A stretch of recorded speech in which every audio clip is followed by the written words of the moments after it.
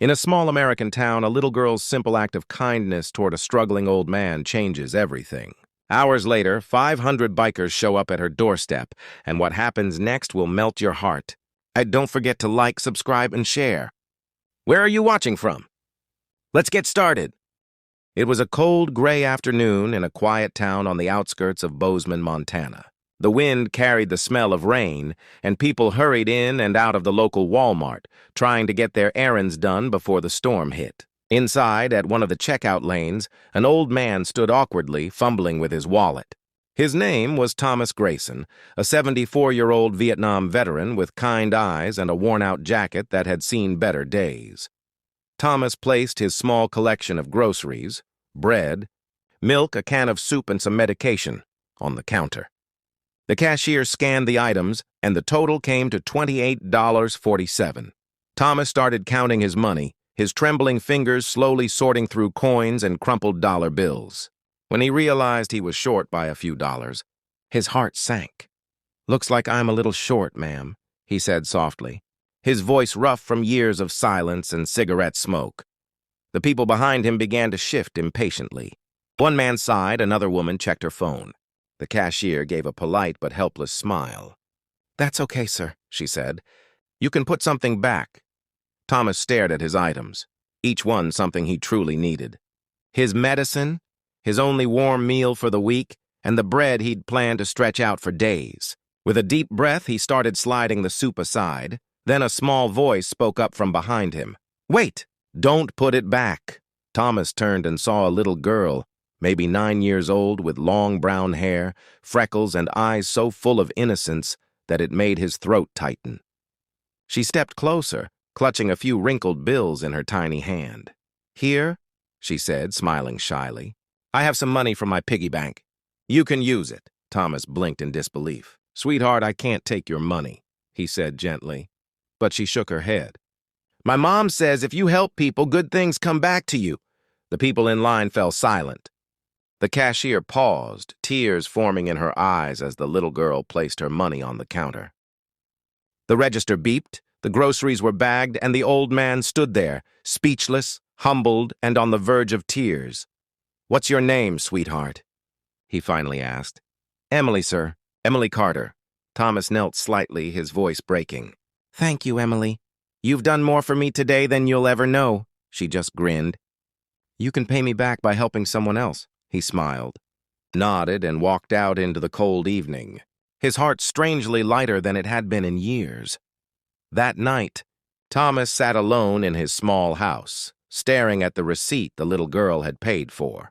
He hadn't felt such kindness since his daughter passed away years ago. Moved beyond words, he picked up the phone and called an old friend, a man from his biker days, and said, "Brother, you won't believe what an angel did for me today." The next morning in Bozeman, Montana, the Carter family woke up to a strange sound rumbling through the distance, deep, thunderous, and growing louder by the second. At first, Emily's mother, Sarah Carter, thought it was just heavy trucks passing through town. But within minutes, the rumble turned into a powerful roar that shook the ground. Emily ran to the window, her small hands pressed against the glass. "Mom, there are motorcycles everywhere!" she gasped, eyes wide with amazement. Down the street, the sight was unbelievable. Hundreds of bikers riding together, their chrome engines glinting in the sunlight. The neighborhood came alive as people stepped out of their houses, watching in awe. The long line of Harley-Davidsons stretched almost half a mile, all heading toward one destination, the small white house at the end of Maplewood Lane. Sarah's heart started to race. She hurried outside, shielding her eyes as the riders began to park along the street. One by one, the bikers removed their helmets, revealing faces hardened by life but softened with smiles.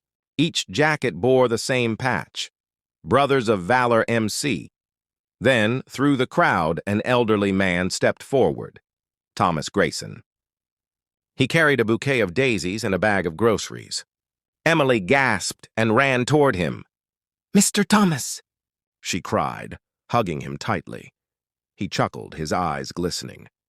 "You didn't think I'd forget you, did you, sweetheart?" Sarah looked confused. "Sir, what's going on?" Thomas smiled warmly. Your little girl helped me yesterday when I couldn't afford my groceries. She gave me hope again, something I'd lost for a long time. So I told my old biker family about her kindness, and well, they wanted to say thank you in their own way. The bikers began unloading trucks full of supplies, boxes of groceries, clothes, new shoes, and even wrapped gifts. One of them wheeled out a brand new pink bicycle, complete with a shiny silver bow. Emily's eyes lit up like it was Christmas morning. You guys didn't have to, Sarah began, but one biker interrupted with a grin. Ma'am, in our world, one small act of kindness deserves a big one back. Your little girl reminded us what it means to care. Neighbors gathered around, some filming, others wiping away tears. The sight of 500 tough bikers surrounding a small girl and her mother melted everyone's hearts. Local police even stopped traffic, watching with respect instead of concern. Later that day, the local news station arrived, capturing interviews and photos. The headline that evening read, Little Girl's Kindness Sparks a 500 Biker Movement. Before leaving, Thomas knelt down beside Emily. You see, kiddo, sometimes the smallest kindness makes the loudest noise, he said, tapping her gently on the shoulder. Emily smiled and whispered, I'm glad you found your family again. As the bikers revved their engines one last time, the sound echoed through the valley, not as a warning, but as a celebration of kindness, unity, and love. When the roar faded, a hand-painted sign appeared in the Carter's yard the next morning.